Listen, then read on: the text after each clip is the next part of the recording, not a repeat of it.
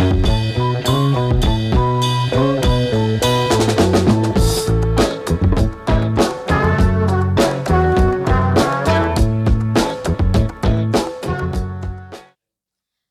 Purnawirawan, welcome back to MPK TV Season 4. Ketemu lagi nih dengan saya Filza dan Berlian selaku MC dari MPK 60 yang akan menemani kalian di episode kali ini. Nah, kali ini kita akan bahas tentang apa nih?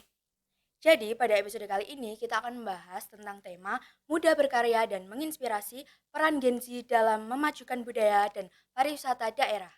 Nah, kali ini kita kedatangan dua sosok inspiratif dan panutan bagi remaja di Kabupaten Klaten khususnya. Yang tentunya sudah tidak asing lagi bagi kita semua, yaitu Mas Klaten 2024, Mas Abian Wardana, dan Mbak Rara selaku Duta Wisata Klaten 2024. Yang menjadi contoh nyata generasi muda yang tidak hanya cerdas dan kreatif, tetapi juga cinta budaya serta berjiwa sosial. Teruntuk Mas Abian dan Mbak Rara dipersilakan untuk memperkenalkan diri. Silakan. Halo semuanya, kenalin aku Zahra Naila Alfusna, aku biasa dipanggil Rara. Halo semuanya, namaku Abian Mukhtar Wardana, dan saat ini saya habis lulus dari SMA. Saat ini usia saya 18 tahun, biasa dipanggil Abian. Suatu kehormatan bisa menghadirkan Mas Abian dan Mbak Rara di MPK TV ini untuk berbagi pengalaman dalam ajang Mas Mbak Klaten 2024. Mungkin boleh diceritakan bagaimana proses awal hingga akhirnya terpilih menjadi Mas Mbak Klaten 2024? Oke, jadi mungkin aku mulai dari perkenalan Mas Mbak Klaten dulu aja ya mungkin ya. Jadi teman-teman, sorry ini kameranya yang mana ya? Situ sini. Ya, Yang mana ini? ya ini Mas. Itu nggak kepake aja deh. Nggak. Atau saya fokusnya ke sini aja. Oke, kiprol atau lihat dulu ini. Oke, jadi buat teman-teman dan juga kakak di sini yang masih asing mengenai Mas Mbak Klaten ya, Iya. Mas Mbak Klaten itu bisa dibilang sebagai komunitas ataupun organisasi yang di bawah naungan Disbudpora Par Kabupaten Klaten. Yang mana Mas Mbak Klaten itu sendiri di bawah juga organisasi namanya Adwindo, Asosiasi Duta Wisata Indonesia, yang mana Kabupaten Klaten, yang mana itu nanti kita berfokus pada pengembangan sektor ekonomi kreatif dan juga promosi terhadap pariwisata yang ada di Kabupaten Klaten. Dan mungkin cerita sedikit mengenai pengalaman saya pribadi dan juga mungkin nanti ada dijelaskan sama Mbak Rara. Jadi saya dulu itu mendaftar Ormas Klaten karena tertarik dengan adanya Girls to School, yaitu program sosialisasi dari Mas Mbak Klaten ke sekolah. Dan kebetulan saat itu saya masih di kelas 2 SMA. Dan di situ awalnya aku nggak mau ikut awalnya karena nggak ada temen gitu. Tapi setelah pertimbangan panjang dan akhirnya ternyata ada juga beberapa teman yang itu bukan dari sekolah yang sama, tapi ternyata teman-teman main asalnya itu dari teman-teman tongkrongan sih. Jadi teman-teman tongkrongan itu ngajak, ayo tuh daftar Mas Mbak Klaten. Dan itu akhirnya aku baru bener-bener daftar itu pas H-1. Jadi pas malam sebelum penutupan, yaudah itu aku baru daftar. Dan ternyata perjalanannya cukup panjang. Yang dulu awalnya aku juga belum kenal Mbak Rara di sini. Dan nanti mungkin kita akan sharing lagi mengenai pengalaman yang lebih jauh. Kalau dari kamu, Ra? Kalau aku dulu tuh aku sempat tertarik di dunia passion ya, cuman aku tuh insecure banget kalau misalkan langsung suruh daftar Mas Mbak Klaten, karena di bayanganku Mas Mbak Klaten itu udah terlalu tinggi dan wah gitu ya. Terus aku itu sempet coba pageant lain yang itu sebenarnya lebih tinggi tingkatnya di tingkat Jawa Tengah, dan alhamdulillahnya aku masuk ke top 30 tapi belum berkesempatan untuk masuk ke yang lebih tinggi yaitu top 10 atau top 4. Terus karena di situ aku merasa down ya karena nggak bisa masuk ke yang lebih tinggi. Terus aku dipaksa sama ibu nih suruh ikut Mas Mbak Klaten, nyoba aja siapa tahu rezekinya. Dan akhirnya aku nurut dan ya alhamdulillahnya terpilih menjadi finalis Mas Mbak Klaten 2024. Begitu. Jadi ini suatu keterpaksaan atau dari hati ini konsepnya? Mungkin kalau dibilang keterpaksaan nggak juga ya, Iya, karena iya. dulu kan kalau keterpaksa itu artinya kita bener-bener nggak niat pas audisi Oh ya. ya. Tapi ternyata aku tuh dulu itu kaget pas audisi itu. Tak kira itu audisinya ya cuman kita audisi ya secukupnya gitu. Dan ternyata aku tuh sempat terbangun jiwa buat kompetitifnya itu pas bener-bener di hari audisi. Yang dulunya kan saya kan bisa dibilang cuman aktif di organisasi sekolah ya biasanya. Tapi di situ aku dipertemukan sama orang-orang yang lingkupnya itu se-Kabupaten Klaten. Dan benar-benar kaget karena di sana kan kita ada uji bakat tuh. uji bakat, habis itu tes beberapa tes lainnya buat audisi Mas Mbak Klaten itu ternyata banyak sekali teman-teman yang punya bakat dan juga potensi-potensi yang sebenarnya itu sangat besar sekali ketika mau dikembangkan lagi. Dan di situ aku baru terbangun jiwa kompetitifnya dan kalau aku ngerasa pas hari itu dulu aku nggak ikut audisi, kayaknya nggak akan ada Abian yang sekarang. Kalau aku saya gitu mungkin. Oke. Kalau Mbak Rara gimana Mbak Rara? Nah, ya tadi pertanyaannya apa nih ya? Lupa nih. Jadi ini dari hati atau Iya. terpaksaan Oh, dari Dari hati sendiri. ya? Awalnya tuh kan karena dipaksa ya, cuman waktu di audisi ini kayak oke, aku menjadikan ini sebuah pelajaran dan karena aku awalnya emang minat di dunia pageant dan meskipun disuruh pun aku juga tetap mau kan karena dari awal emang aku suka. Terus ya aku bisa have fun ya di situ audisi meskipun insecure banget lihat lawannya. Tapi oke lah, 10/10. Oke. Selanjutnya gimana? Ini ada motivasi atau tujuan bagi Mas Abian dan Mbak Rara untuk mengikuti ajang Mas Mbak Klaten nih. Itu apa aja sih? Terus setelah hampir 1 tahun ya, itu sudah tercapai belum tujuan awalnya untuk ikut Mas Mbak Klaten ini? Tujuan awalnya ya, tadi Ya. kan saya kan menyampaikan tentang awalnya nggak niat mau ikut, Mm, habis itu ada teman-teman akhirnya juga beneran mau ikut gitu. mm, Dan di situ aku mulai agak punya pandangan lain pas hari audisi tadi. Aku baru bener-bener minat buat kayaknya bidang ini ditekuni akan punya potensi di masa yang akan datang. Aku pikirnya seperti itu. Dan dulu, jadi latar belakangku itu sebelum daftar jadi Mas Klaten itu adalah dulu aku suka bikin konten khususnya di Instagram. Tapi dulu mengenai bukan track khusus buat wisata ya, tapi juga konten sekedar apa ya. Kalian tahu ini gak sih? Cuman kayak video-video lagi kegiatan, habis itu dikasih Iya. lagu. Oh ya, Itu kan banyak kan sekarang ya. dulu tuh aku sering produksi konten kayak itu di Instagram Mm, dan akhirnya pas habis hari audisi itu dan alhamdulillahnya terpilih jadi finalis. Nah di situ aku bisa mikir kalau kayaknya kalau ini tak niatin beneran di Mas Klaten nanti bakal ada apa ya, jadi satu opportunity atau jadi satu keberuntungan yang bisa ngangkat bukan hanya mungkin aku lihatnya bukan hanya mempromosikan wisata ya, Iya. tapi juga membantu buat aku ngembangin karir di lingkup Kabupaten Klaten. Dan alhamdulillah ya, ini kan udah hampir 1 tahun berjalan nih dan kebetulan Iya. kemarin juga ada rangkaian beberapa seleksi ya. untuk pemilihan di tahun ini. Aku sendiri sangat merasakan perbedaan Abian 2024 Betul dan banget. yang sekarang, dan itu jadi langkah yang besar buat hidupku salah satunya karena aku bisa bilang dari sekarang kan aku kan 18 mau ke 19 tahun ya. Iya. Masa-masa emasnya itu baru akhir tahun 2024 sampai sekarang. Bisa dibilang seperti itu.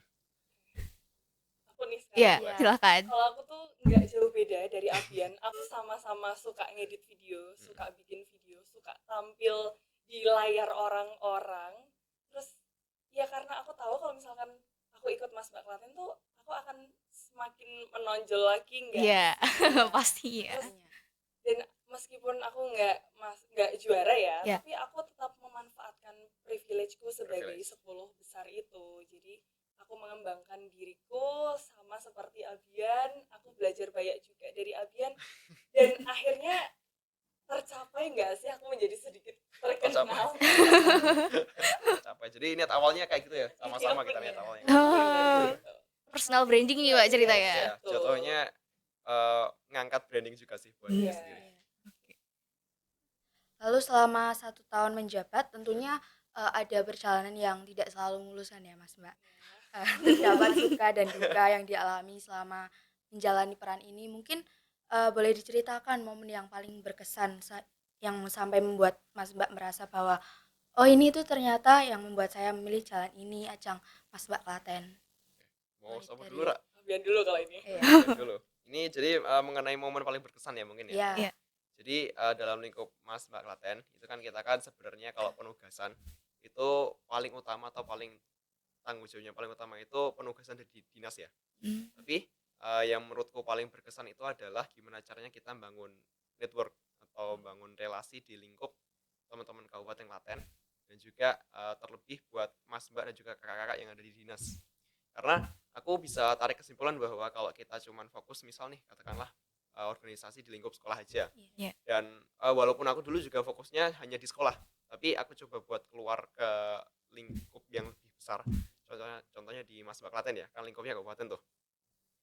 Aku bisa tarik kesimpulan bahwa kalau aku cuman hanya apa ya, bisa dibilang hanya bertahan di lingkup sekolah itu nggak akan punya dampak atau impact buat aku sendiri untuk di masa yang akan datang. Iya. Dan yang paling tak syukuri di Mas Klaten itu adalah yang pertama network atau jaringan, relasi Iya. namanya seperti itu. Dan yang kedua adalah aku lebih punya pandangan ternyata Kabupaten Klaten itu punya potensi atau bisa dibilang apa ya, keunggulan yang besar, tapi masih banyak yang belum diketahui sama teman-teman Klaten itu sendiri. Dan mungkin privilege yang ketiga itu adalah ya mengenai nama ya mungkin ya. Iya. Mungkin kan ada tuh kalau di dunia duta wisata itu ini kalimatnya kayak gini, 1 tahun menjabat selamanya menginspirasi. Itu dari dunia duta wisata sih ya sebenarnya. Jadi ada kesempatan 1 tahun buat mengabdi di Klaten, tapi kita bisa dikenal dengan banyak orang selamanya gitu. Itu sih privilege dan sekiranya apa ya, momen paling berkesan. Itu yang positif, tapi ada juga ya sebenarnya yang negatifnya itu juga lebih banyak. Tapi mungkin nanti kita bahas lagi gitu. Kalau Rara mungkin Silahkan. Kalau aku yang paling berkesan buat aku itu teman-teman yang ada di Mas Mbak. Itu berkesan banget, bahkan karena sebentar lagi ya, nggak nyampe seminggu kita bakalan lengser. Itu hampir setiap malam tuh aku nangisin teman-teman, bukan karena jabatannya atau yang lain, tapi karena temennya apalagi kan tahun 2024 itu kan kebanyakan SMA, kebanyakan SMA seumuran, apalagi kita tuh setiap hari ketemu dengan orang-orang yang pemikirannya itu udah jauh ke depan, terus mereka juga pintar-pintar. Siapa sih yang nggak betah sama teman-teman yang sama-sama mau maju gitu kan? Dan apalagi teman-teman dari Mas Mbak itu mereka komitmennya tuh tinggi gitu loh terhadap apapun ya Bia. Dan ini beneran Mas Mbak Klaten tuh nggak ada yang toksik. Itu aku bersyukur banget karena di organisasi sekolah itu kan pasti banyak banget kendala nggak sih? Iya, ada aja pasti. Bener banget. Jadi aku sebersyukur itu, dan itu nggak akan aku lupain sampai kapanpun. I love you Mas Mbak Klaten 2024 pokoknya. Seangkatan, cinta teman seangkatan loh ya. Baik. Ya lanjut nih ya Mbak. Pernah nggak merasa ragu atau insecure, kan kayak kadang tuh Gen Z ini ya ngerasa kayak aku nggak kayak mereka, kayak merasa lebih kecil, ya itu di tengah masa jabatan atau masa jabatan nih? Silakan. Coba dulu kan Coba ceritakan. Kalau ini tuh aku banget. Dari awal setelah grand final 2024 itu kan selisih beberapa hari, kan kita ada makrab ya Mas Mbak Klaten. Terus waktu itu keluar bertiga malam-malam jam 12:30 malam sama Abian, Raya, aku jalan kaki kita di talk. Terus aku bilang gini ke mereka, kayaknya aku nggak mau aktif deh. Loh kenapa? Aku di sini nggak dapat selempang, aku di sini nggak dapat juara. Terus mereka tuh berusaha menguatkan aku, tapi kan kamu bagian dari Mas Mbak Klaten, kamu nggak boleh kayak gitu. Terus dia ini umum. tapi dengan nyanyi-nyanyinya dia ini membuat aku bisa jadi seperti sekarang. Yang bisa dibilang nggak kalah dari yang lain ya. Terus insecure tuh banyak banget. Bahkan baru tadi malam tuh aku bilang, Kak, apa sih yang bisa dibanggain dari aku? Oh, dia bilang kayak gitu tadi. Terus dia tuh kayak jawabnya tuh sambil malas gitu loh Kak. Kayak emang MCQ tuh bakat. Kayak gitu. Terus sebenarnya sampai sekarang tuh masih insecure sih, cuman ya ada Abian yang selalu menguatkan saya. Terima kasih banyak Abian. Kalau mengenai insecure ya, mungkin ini jadi salah satu masalah yang bukan hanya teman-teman SMA. Bahkan kalau kita lihat berita-berita itu kan banyak ya teman-teman yang katanya awalnya insecure, begitu sampai mohon maaf ada yang bunuh diri dan lain sebagainya. Kalau aku sendiri mengartikan sebenarnya gini, aku tuh insecure-nya bukan karena mungkin bandingin sama orang lain terhadap prestasi ya, tapi itu ada kadang tuh mikirnya gini Ra. Kalau teman-teman tahu ya, aku tuh hampir setiap hari merenung, nggak ada waktu luangnya. Tapi itu nggak tahu kenapa ya, kan seringnya kalau kegiatan kan ada yang pas lagi sendirian, ada juga pas lagi teman-teman. Nah pas sesi sendirian tuh aku bisa lihat teman-teman yang bisa main sampai malam, habis itu nongkrong sana sini, dan itu kayak aku lihat versiku pas kelas 1 SMA. Nah kayak gitu, aku insecure-nya lebih kayak gitu sih. Dan kalau mungkin kenapa tadi aku juga disebutin sama Rara, nyebutin apa ya, ada sudut pandang yang bilang kalau jangan ngerasa nggak punya bakat atau nggak ada hal yang dibanggain. Kalau aku itu sering menguatkan orangnya itu karena gini, kadang tuh ada orang yang punya potensinya itu bukan di sesuatu hal yang misal A, Iya. tapi ada juga yang harus kamu highlight di hal lain. Contohnya yang sering diremehkan sama teman-teman sekarang kan, kalau insecure perihal akademik ya mungkin. Oh ya. Perihal kalau anak sekolah itu akademik. Yang masih kurang di highlight teman-teman sekarang itu adalah kemampuan sosial. Kalian tahu ini enggak? Street smart. Street Belum. smart itu tau enggak? Baru denger ini banget, Mbak. Itu kayak kalian tuh paham caranya bersosialisasi atau Oh gabung sama ya. masyarakat. Mm. Aku tuh sebenarnya punya banyak teman-teman yang dia itu bisa dibilang nggak terlalu jago lah di hal akademik, tapi dia itu dalam hal bersosial. Bahkan kalau anak-anak sekarang tuh yang jadi masalah itu kurang bisa bergaul dengan orang yang lebih tua. Oh kayak gitu. iya. Habis itu kurang punya skill komunikasi, skill buat manajemen diri lah. Itu kadang itu ada beberapa orang yang merasa insecure di satu hal, katakanlah tadi akademik ya. Iya. Tapi dia sebenarnya punya kemampuan hal lain. Nah, aku bisa lihat di Rara itu kayak gitu. Kalau aku ya, sorry. Tapi Aku emang bener sih. aku markanya kayak gitu. Tapi kok kenapa ya? Aku nggak tahu juga, mungkin teman-teman yang di sini yang sama juga insecure juga atau enggak. Tapi kalau aku mandang bahwa yang penting adalah jangan bandingin sama pencapaian. Oke. Karena ada rezekinya masing-masing. Nah, kadang kan kayak kita udah ngerasa kayak berusaha gitu ya, Mas. Buat jangan ngebandingin lah kayak gini. Nah, itu kadang masih kayak kalah dengan pikiran overthinkingnya Iya, nih. benar. Nah, itu cara mengatasi, cara bangkit biar nggak makin terlarut tuh gimana? Kalau cara bangkit ya, itu sering mendengarkan motivator meskipun terkadang tidak relate. Iya. Kalau ini realistis aja ya, aku kan insecure banget anaknya, cuman emang nggak ditunjukin aja. Iya. Cuman kalau aku tuh mikirnya, oh ya udah, hidup terus berjalan, ngapain kayak harus insecure terus, kan nggak guna ya. Iya. Jadi kayak oke, aku insecure berarti aku harus benerin yang aku insecurein. Oh. Misal aku nggak bisa matematika, Mm. mau nggak mau aku harus belajar dong. Iya. Aku nggak bisa ngedit Canva, Mm. Dian ajarin sekarang. Oh. Harus bisa, gitu. Kalau Sabian gimana? Wah, Mas Abian gimana ya? Tadi cara apa tadi? Cara bangkitnya. Iya. Cara bangkitnya dari rasa kayak gitu tuh gini, aku tuh sering nongkrong, kalau kalian tahu ya. Oke. Sering nongkrongnya dalam artian walaupun walaupun nanti nongkrong sama teman-teman dinas atau teman masuk latihan, tapi itu aku nganggap kayak gitu kan main ya. Iya. Nah, di situ aku bisa lihat gini. Teman-teman jangan selalu lihat ini orang yang lebih di atasnya kalian, tapi juga coba mandang yang di bawah. Iya. Mohon maaf ya, karena aku tuh ada satu teman, dia tuh udah jadi dosen sekarang di salah satu univ. Itu temanku apa ya dulu?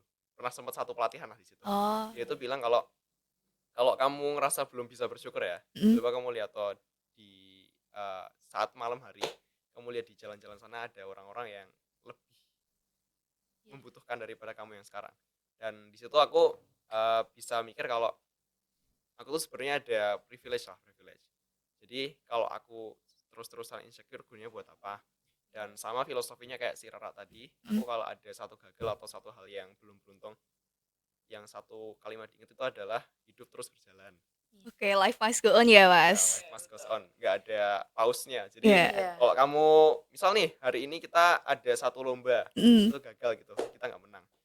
Kalau kita nangisnya sampai seminggu kan juga nggak guna ya. Iya, nggak akan dirubah apapun. Maksudnya kalau udah gagal hari ini, nanti malamnya aku udah mikir harus cari kesempatan yang lain bidang mana.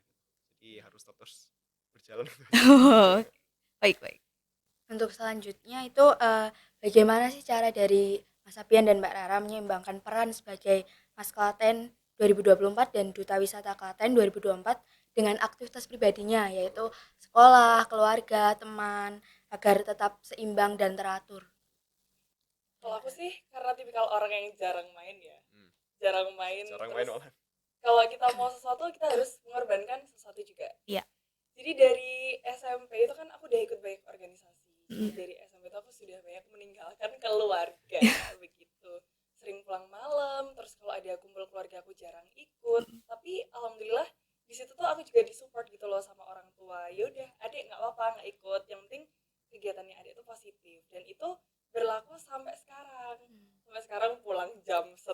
satu malam itu tuh sebenarnya tuh juga dimarahin ya, demi Mas Mbak tuh nggak apa-apa gitu. Terus itu kalau buat keluarga, kalau buat keluarga tuh nggak apa-apa aja gitu. Cuman kan kalau lagi free itu benar-benar dimaksimalin banget, kita main kemana gitu. Terus kalau sama teman sih, nah ini aku sering banget disindir, kayak apa namanya, tiba-tiba mereka main terus foto, aku kan komen ya, aku nggak diajak, terus mereka tuh selalu jawab, iya kan kamu selalu nggak bisa makanya kita nggak ajak kamu gitu kan. Terus aku bilang, ya kan at least ngajak lah ya, daripada langsung ditinggal. Itu permasalahan sampai sekarang nggak selesai. Aku tuh kadang iri ya, pengen banget ikut sama mereka main, cuman ada prioritas yang harus Diutamain dulu.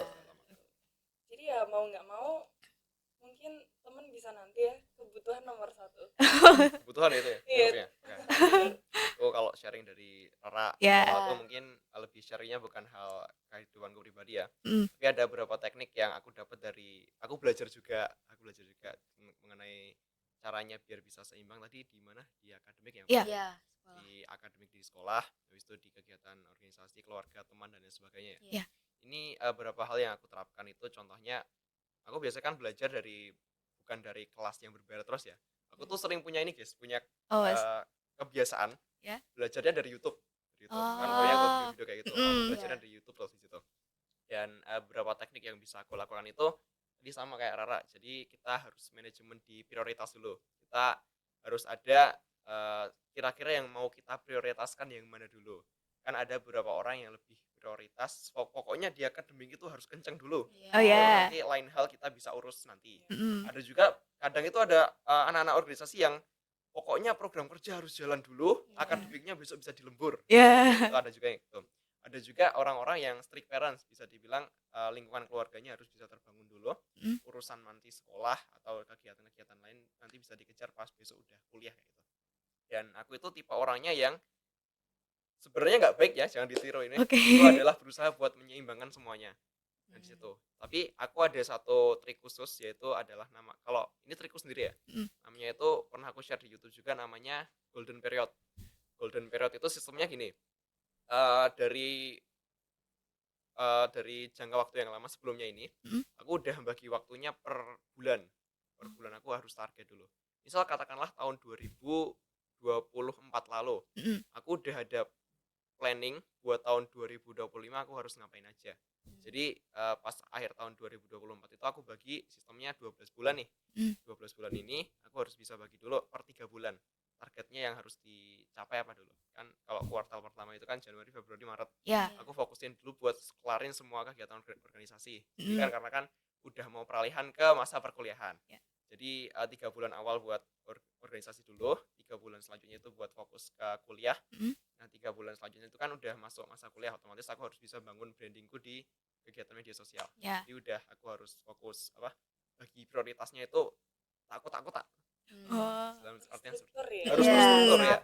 Karena takutnya tuh kalau nggak disiplin atau nggak dibagi kayak gitu nanti keteteran. Keteteran ya. Dan itu udah aku terapkan mungkin berapa ya? Hampir 2 tahun. Berarti kayak bikin to-do list gitu ya, Mas? Hampir bikin to-do list ya. Tapi kan kalau sekarang orang tuh, kalian bikin nggak tau biasanya kayak gitu? Enggak sih. Enggak sih lo. Enggak. Enggak, paling cuma kayak nanggalin di kalender gitu doang. Lebih cuma nanggalin habis itu ngalir gitu ya. Gitu aja. Mungkin kalau aku dulu permulaan juga kayak gitu ya awalnya. Tapi kalau ngerasa udah lebih repot kayak sekarang itu harus lebih terperinci buat setiap jadwalnya. Ini loh untungnya teman-teman Abian tuh tiap hari tuh menambah 5 ilmu. Mungkin sangat berinspiratif banget ya, Mbak. Oke, selanjutnya nih, untuk Mas Mbak, gimana caranya untuk membangkitkan semangat biar produktif terus di masa remaja saat ini? Dan gimana langkah awal untuk memulai pengembangan dirinya nih? Dari Mbak Rara dulu. Silakan. Aku tuh kembali lagi ke insecure. Aku kan nggak bisa matematika ya. Aku nggak bisa matematika. Terus di Semansa, aku tuh masuk ke kelas yang teman-temannya tuh pintar-pintar banget. Anak IPA ya, Mbak? IPS. Pintar banget. Pintar banget dibanding kelas yang lain. Kalau aku masuk ke kelas lain, aku mungkin bisa jadi yang atas. Kalau aku masuk ke kelasku, aku jadi yang bawah. Oh. Karena aku nggak mau kalah sama yang lain, Hmm? aku ngunggulin yang mereka nggak bisa. Oh, oke. Jadi kayak mulai merasa insecure, aku konsul sama temen dekatku namanya tuh Kinan. Hmm? Aku konsul, "Nan, aku gimana ya, kayak kok aku kayak ketinggalan banget gitu loh sama yang lain. Hmm. Terus kamu itu sukanya apa?" Aku suka ngedit. Ya udah, kamu ikut lomba ngedit. Aku ikut lomba ngedit, aku ikut pageant. Hmm. Dan alhamdulillah beberapa kali menang dan beberapa kali kalah juga. Terus karena sering kalah, sekarang nggak pernah lomba gitu. Dia mau pertanyaan lupa gue sampai. Ini cara membangkitkan semangat Membangkitkan biar semangat ya? biar Oke. produktif. Ini jadi salah satu apa ya? Jadi salah satu motivasiku juga buat pengen terus gerak di lingkup Kabupaten Klaten dulunya ya. Jadi kalau teman-teman tahu ya, aku itu sekolahnya di SMA 3 Klaten, Ya. yang mana jarakku sekolah dari rumah itu Sangat jauh. bukan sangat jauh, lumayan lah, lumayan. Oh, lumayan Bisa jauh. sekitar berapa ya? Bisa dikatakan 15 kilo lah. Nah, Ya. itu. Aku harus menempuh perjalanan 20 sampai 25 menit itu per hari. Berangkat aja, Mm-mm. belum pulangnya pas capek dan lain-lain. Aku tuh pernah tersadar pas kelas 11 ya. Kelas 11 kan aku kan lihat teman-temanku yang di sekolah itu rata-rata rumahnya itu pada dekat. Jadi mereka itu bisa guys, istirahat sebenarnya pulang itu bisa. Tapi kan karena nggak boleh ya. Nah, kayak gitu. Tapi ya kalau aku lihat kayak gini terus, akhirnya aku punya pikiran kalau aku nggak boleh rugi. Nggak boleh rugi setiap hari pulang malam. Habis itu mondar-mandir, habis bensin, habis tenaga, habis itu habis waktu juga. Di situ aku mulai mikir kalau aku nggak boleh rugi pokoknya. Nah itu mindset yang tertanam sampai sekarang dalam hal apapun ya. Yang pertama nggak mau kalah, yang kedua nggak mau rugi, yang ketiga harus belajar. Itu 3 hal yang tak utamakan. Karena siapa tahu orang yang mau rugi. Ya nggak ada sih Nggak Mas ada, ya. Jadi itu pas aku udah mikir kayak gitu, pokoknya gimana caranya aku tuh di sekolah harus bisa maksimal. Kalau aku belum bisa ngejar di akademik, aku harus punya kelebihan di hal yang lain. Makanya di situ aku mau ikut di organisasi sekolah sama contohnya di Masbak Klaten gitu.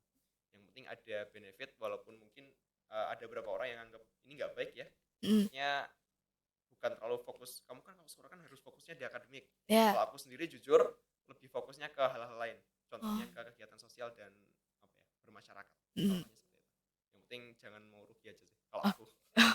Baik. Oke, dari riset yang kami lakukan itu Mas Abian dan Mbak Rara itu sangat memaksimalkan media sosial ya tentunya untuk membangun personal branding. Berbagai informasi serta mempromosikan budaya wisata yang ada di Kabupaten Klaten. Tapi menurut Mas Abian dan Mbak Rara sebagai generasi muda, bagaimana cara kita memaksimalkan media sosial untuk aktivitas yang membangun dan positif? Dan apa saja tantangan dalam menyebarkan konten yang edukatif tetapi tetap menarik? Dimulai. Sebenarnya tuh susah banget ya, karena kalau konten edukatif tuh lebih ke Abian. Kalau kontenku itu kan masih random ya. Iya. Kadang apa namanya? Kadang wisata, kadang makanan. Oh ya, niche-nya belum untuk itu. Iya, benar. Cuman aku udah ada menerapkan edukasinya tuh dikit, Kak. Dikit. Udah ngasih dulu dikit nih. Iya. Ya, biasanya gitu. Kalau kalian cek Instagramku ya di @raranaila. Itu Itu ada beberapa konten yang wisata di Klaten. Wisata di Klaten itu awalnya aku nge-shoot sinematik semuanya awalnya, terus bagian akhir itu aku selalu tambahin recap bersih-bersih. Pandawara. Ya. Hampir. Jadi itu Pandawara nih. Oke, itu kalau buat itu sih wisata. Ya. Kalau buat yang lain aku tuh belum mikirin, kayak aku belum ada kepikiran sih. Mungkin habis ini aku bakal konsul ke Abian ya. Sebenarnya gini lah, aku tuh fokusnya bukan ke edukasi sebenarnya. Tapi itu lebih fokusnya buat bangun mindset. Karena tuh gini kan, kalau teman-teman juga lihat Instagramku ya, langsung promosi ini. Iya, nggak masalah boleh, deh. Mas. Oh gitu, oke. Kalau di Instagramku itu jadi fokusnya itu bukan ngajarin orang, tapi ngasih realita ke orang yang terjadi sekarang itu kayak gini. Kan contohnya gini, kalau kita niat ngasih edukasi ya, contohnya kan ngasih tips and trick ya mungkin ya. Tapi kalau teman-teman tahu sebenarnya aku itu fokusnya bukan ngasih tips and trick, tapi lebih ke sharing kegiatanku pribadi sama pengalaman-pengalaman di luar.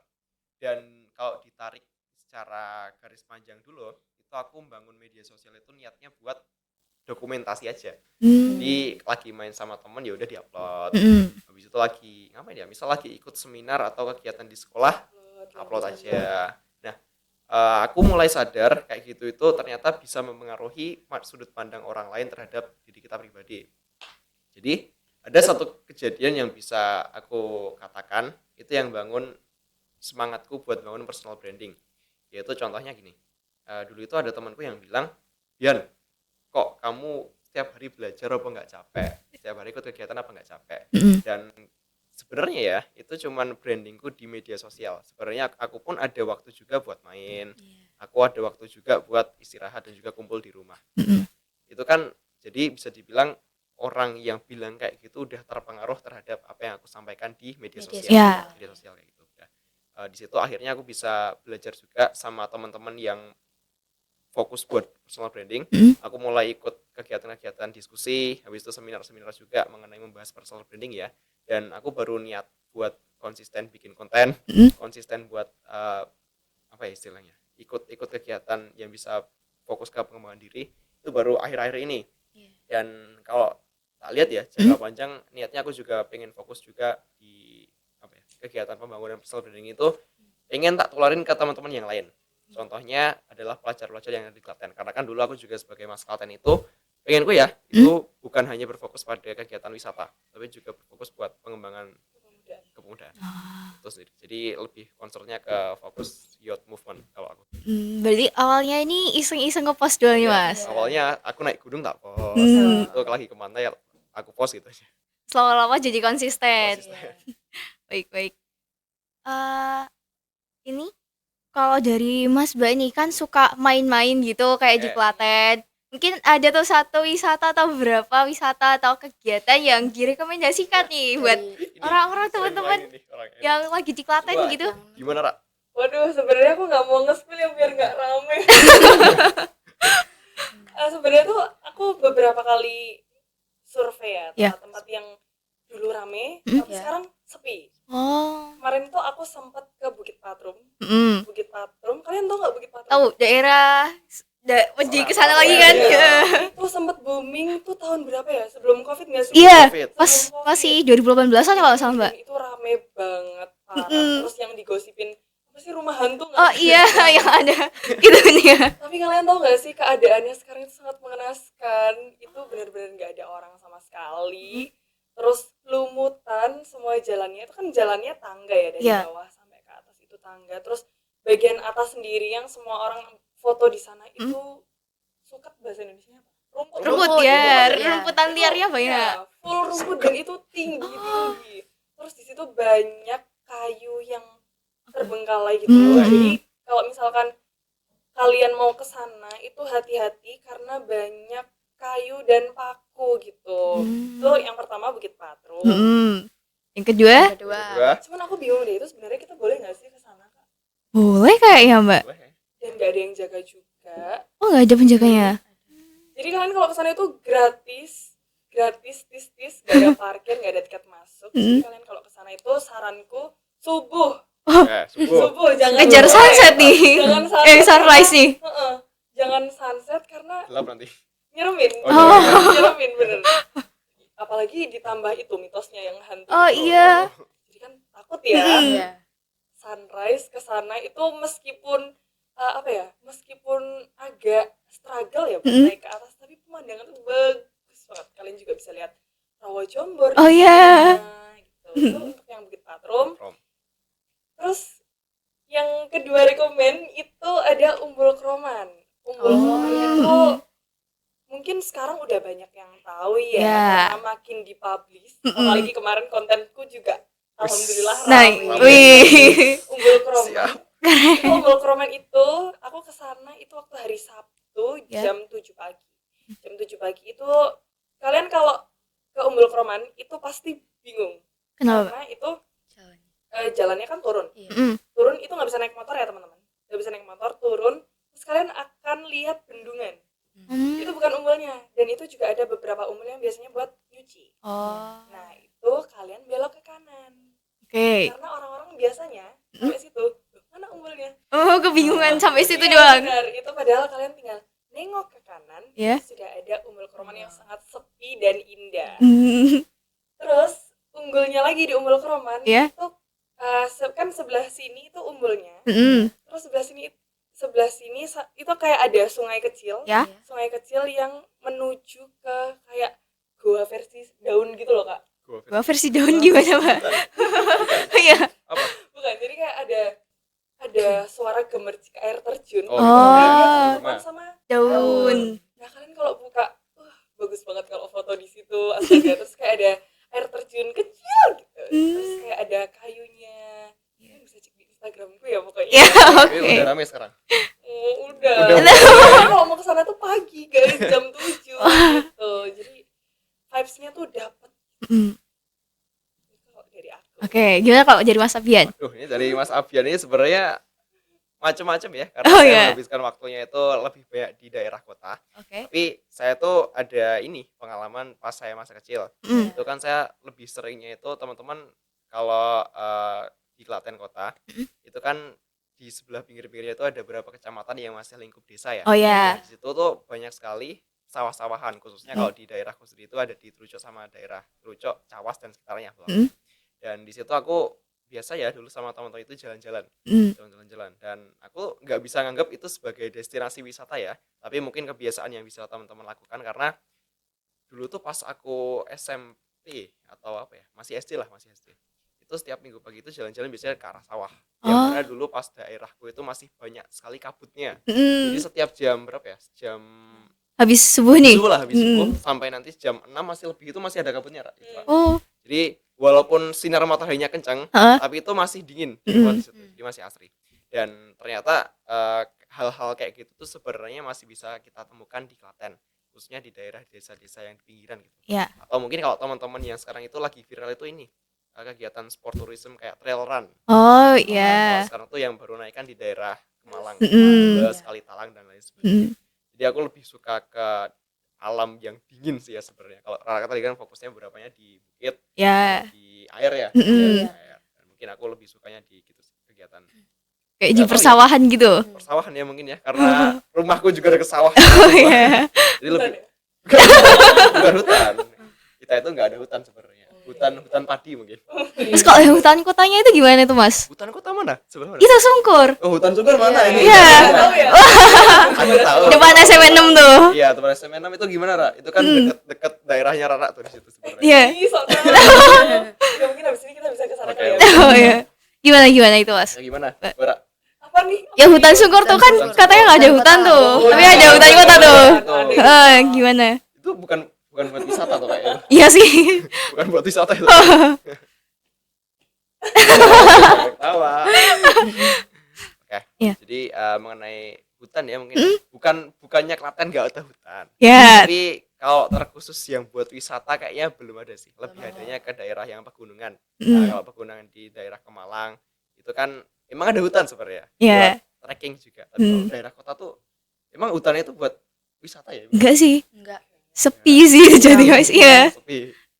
Mungkin Itu kayak orang-orang yang mampir dari pasar gitu Oh, lewat mungkin. situ. Itu kalau rekomendasi dari Ra sama aku kayak gitu. Kalau kegiatan atau kuliner gitu ada nggak nih? Yang di Klaten ini yang menarik banget kira-kira Apa? rekomendasinya. Ya, Iya. kuliner Suka gitu. makan yang suka makan. Lambungku cuma segini. Kuliner di Klaten. Aduh, banyak banget lagi. Yang paling rekomen Mbak. Iya. Kayak mungkin orang-orang kurang tahu gitu, tapi ternyata enak Gunanya- banget. gunanya di sini atau makanan terkhusus tuh, makanan terkhusus. Bebas. Kan yang suka jajan tuh biasanya kamu tuh. Enggak. Kamu ya biasanya kayak gitu. Oh, suka aku jajan. ada apa ya? Apa? 2 atau 3 sih? Bentar. Semua Yang- juga enggak oke. apa-apa. Iya. Ini top 3 kuliner yang Ih, sering aku beli ya. Oke. Ini yang top three. pertama mochi di Jalan Bali. Aku nggak tahu itu apa sih username-nya. Yang bagian mana nih, Mbak? Tulisannya F. Itu di kalau kalian ke Jalan Bali, tapi lewat yang Pegadaian. Oke. Itu yang Masuk. samping jualan ronde. Hah? Oh iya Nah, tahu. itu kalian harus cobain mochi rasa choco crunchy sama matcha crunchy karena aku nggak suka strawberry, itu enak banget. Terus yang kedua itu penyetan. Kamu tahu penyetan nggak? Kenyataan. Tahu, Itu tahu. di depan Putra yang Bangsa. sebelahnya alun-alun tuh apa? Hutan kota, taman kota. Taman kota, Taman kota. ya. Taman kota yang ibu-ibu bude-bude pakai payung. Itu biasanya bukanya sore sampai malam jam 9. Oke. Terus satu lagi itu ada kerang ijo di Jalan Bali juga. Itu 10.000 ada banyak. Pecinta Jalan Bali nih, Jalan Pak. Bali Iya, nih. benar-benar. Itu kalau aku bingung mau jajan apa, ya udah belinya di antara 3 itu. Kayak nggak ada yang lain. Kayak orang-orang tuh kayak, ini lagi jajan. Nggak ada yang lain. Kayak gitu deh. Oke. Gimana? Kalau kuliner Ada nggak? sebenarnya saya sendiri itu juga jarang kulineran sebenarnya. Tapi kalau dikasih kasih apa ya? Kasih pertanyaan mungkin yang ada di Klaten ya khususnya. Iya. Dan ini pun juga pernah jadi pembahasan juga di teman-teman Mas Klaten atau wisata gitu kan. Jadi beberapa makanan mungkin yang jadi khasnya di Klaten, aku lebih bahas yang khasnya di Klaten ya mungkin ya. Itu teman-teman tahu ini enggak? Yang paling umum deh, soto kering. Oh, tahu. Itu dulu tuh aku nggak tahu juga ternyata ada soto tapi nggak ada kuahnya. Itu aku baru mungkin apa ya, suka makan itu pas di kantin SMA. Karena yang jual di kantin itu banyak banget soto kering itu. Mungkin yang jadi bisa referensi mungkin teman-teman yang nonton di sini ya yang belum tahu makanan khasnya di Klaten. Mungkin ada toring. Yang pertama. Terus yang kedua kalau kalian tahu di daerah Medan itu ada namanya pokoknya itu cuman tepung dibuat adonan itu digoreng namanya ketol. Ya, kepelan gitu. Iya. Itu harganya juga murah. Itu bisa teman-teman dapetin di kalau dulu aku cuma dapetnya di daerah Medan ya. Oh iya. Di kota ada nggak? Banyak. Di Uji juga banyak kok, Mas. Makannya harus pas panas ya kalau Iya. gitu. Tuh, jadi tadi udah ada toreng, kepelan. Habis itu kalau teman-teman tahu di daerah Jatino mungkin yang sering buat kegiatan tradisi ya, Iya. ada apem. Oh ya, apa? Itu beberapa makanan yang sebenarnya udah khasnya di Klaten. Iya. Kalau bicara mengenai brand ya mungkin ya, yang udah paling apa besar. Ya. Sop ayam Pak Min. Oh ya. Khas banget kalau itu. Itu sebenarnya ada juga Rak, sebenarnya Rak. Kamu tahu ini ayam panggang? Yang seberang hutan itu kota itu, Iya, Pak. pokoknya Klaten itu juga ada makanan khasnya itu sebenarnya ayam panggang. Nah, bisa mungkin nanti teman-teman cari tahu ya. Kita nggak akan spill di sini mungkin ayam panggang. Oke. Karena itu sebenarnya Belum tahu nih. belum tahu dianya. Sebenarnya khasnya Klaten itu di situ juga ada ayam panggang yang terkenal juga dari Klaten. Tuh, makanan. Baik, terima kasih. Satu lagi. Iya. Lupis cenil guys. Kalian Oh, cobain. iya. Biasanya di pasar-pasar tradisional. Benar, Iya. di pasar gede Klaten.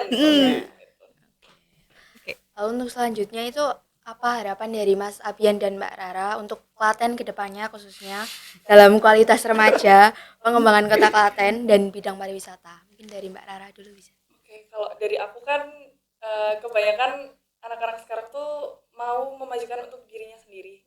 Ya.